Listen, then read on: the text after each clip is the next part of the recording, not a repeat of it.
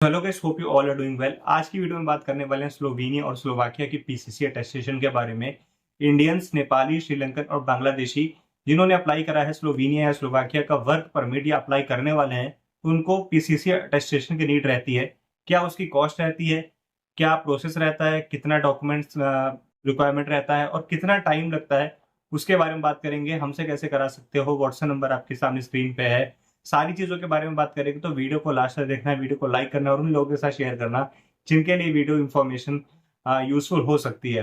तो अब हम स्टार्ट करते हैं स्लोवेनिया और स्लोवाकिया दोनों को लेके। वो लोग जो स्लोवेनिया का अप्लाई कर रहे हैं या स्लोवाकिया का अप्लाई कर रहे हैं, तो उनको अब पहले तो हम बात करते हैं नेपाली, श्रीलंकन और बांग्लादेशी की। उसके बाद हम बात करते हैं इंडियंस की। इंडियंस को जो पीसीसी की रिक्वायरमेंट रहती है वो पासपोर्ट ऑफिस वाली और आपको एमए अपोस्टाइल कराना होता है, जिसकी कॉस्ट ज्यादा नहीं आती, 1500 से 2500 के आसपास पर डॉक्यूमेंट आती है। बट जो नेपाली, श्रीलंकन और बांग्लादेशी होते हैं, उनको जो रिक्वायरमेंट होती है वो उनको उनकी कंट्री की एम्बेसी जो कि इंडिया में है, जैसे कि नेपाल एम्बेसी इंडिया में है, बांग्लादेश एम्बेसी इंडिया में है, श्रीलंकन एम्बेसी इंडिया में है, उस कंट्री की एम्बेसी की स्टैंप उनकी पीसीसी पे, बांग्लादेशी और श्रीलंकन को ओरिजिनल पीसीसी, और नेपाली के लिए जो पीडीएफ आता है मिनिस्ट्री की स्टैंप होके, उसके बाद वो पीडीएफ का प्रिंट आउट निकालने के बाद उस पे, ठीक है। बट जो नेपाली और सॉरी श्रीलंकन और बांग्लादेशी हैं, उनकी ओरिजिनल पीसीसी, ठीक है, उस कंट्री की एम्बेसी जो कि दिल्ली में है उसकी स्टैंप, उसके अलावा स्लोवेनिया और स्लोवाकिया की एम्बेसी की स्टैंप, ये रिक्वायरमेंट होती है इन कंट्री के नेशनल्स के लिए, जो कि पीसीसी अटेस्टेशन हम करा के देते हैं। अब इसकी कॉस्ट की बात करें तो जो नेपाली एम्बेसी लेती है इंडिया में, दिल्ली में, उसकी कॉस्ट ही 4500 है।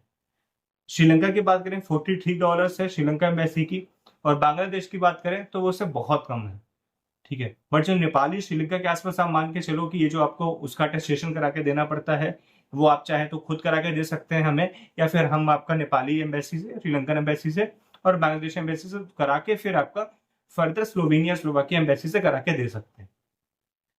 अब उसके बाद में जब वो आपका अटेस्टेशन हो जाता है, फिर आपका अटेस्टेशन होता है स्लोवेनिया, स्लोवाकिया एम्बेसी से। इसमें ऐसा नहीं होता है कि विदाउट एनी कंट्रीज लीगलाइजेशन आप डायरेक्टली स्लोवेनिया, स्लोवाकिया का अप्लाई कर सको।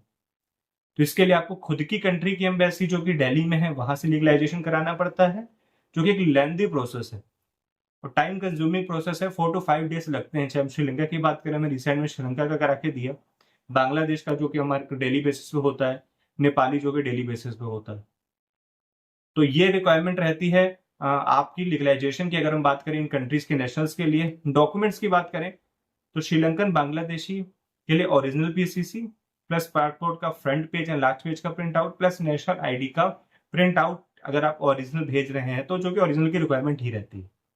उसके अलावा नेपाली के लिए आपकी पीसीसी का पीडीएफ जो कि मिनिस्ट्री से अटेस्ट होकर आता है उसके बाद। उसके अलावा आपका पासपोर्ट का फ्रंट पेज और लास्ट पेज, और अगर आपका ई पासपोर्ट है तो आपका पासपोर्ट का फ्रंट पेज। ये रिक्वायरमेंट रहती है डॉक्यूमेंट्स की। टाइम की बात करें, टाइम जो लगता है वो 18 से 21 दिन, 22 दिन के आसपास लगता है। कॉस्ट की बात करें तो आप ये मान के चलिए कि श्रीलंकन एम्बेसी, नेपाली एम्बेसी से अगर आप करा के देते हैं तो आपकी कॉस्ट यहाँ पे उसका एडिशनल जो है वो नहीं ऐड होता है।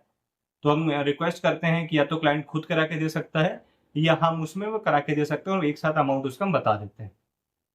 बट जो बांग्लादेशी है, यहाँ पे बांग्लादेशी लीगलाइजेशन का, पीसीसी अटेस्टेशन का प्राइस वो कम रहता है इफ कंपेयर फ्रॉम नेपाली और श्रीलंकन का, स्लोवाकिया और स्लोवेनिया के केस में। क्रोशिया के केस में, नॉर्थ मैसेडोनिया के केस में, रोमानिया के केस में, बुल्गारिया के केस में, इन चेक रिपब्लिक के केस में, उसमें नेपाली का कम रहता है और बांग्लादेशी का कम रहता है। श्रीलंका का ऑलवेज हाई रहता है, बिकॉज श्रीलंका की एम्बेसी जो कि न्यू दिल्ली में है, वो अटेस्टेशन कॉस्ट $43 लेती है, जो कि अप्रोक्स 3800 से 3900 INR बनते हैं।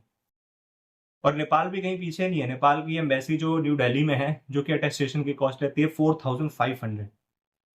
और बांग्लादेश की वहीं पे बात करें जो कि 180 रुपए लेती है, सिर्फ 180 रुपीज ओनली। बट जो एक कंबाइंड प्रोसेस है उसका कॉस्ट हम आपको व्हाट्सएप पे अपडेट कर देंगे, तो जिन लोगों को भी कराना है व्हाट्सएप पे कॉन्टेक्ट कर सकते हैं। Last but not a list, कि आप कैसे कंफर्म कर सकते हो कि पीसीसी जेन्युइन है।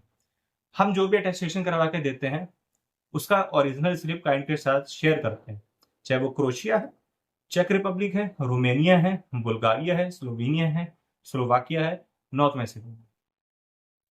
उसके अलावा कोई तरीका नहीं है कि जिससे आप कंफर्म कर सको कि पीसीसी आपके वैलिड है या नहीं है। एजेंट्स आपको फेक भी दे सकते हैं, जो कि आजकल बुल्गारिया के केसेस में काफी ज्यादा हो रहा है, बट आप नहीं पता लगा सकते कि वेदर वो ओरिजिनल है या फेक है। तो आई होप ये वीडियो आपके लिए यूजफुल रही होगी। तो वो लोग जिनको स्लोवेनिया स्लोवाकिया का कराना है, आई गेस उनके को डाउट्स क्लियर हो गए होंगे कि डायरेक्ट आप जाके वहां से नहीं करा सकते, एक लेंथी प्रोसेस है, अपॉइंटमेंट्स लेनी पड़ती हैं, प्लस आपकी कंट्री की एम्बेसी की स्टैंप होनी चाहिए।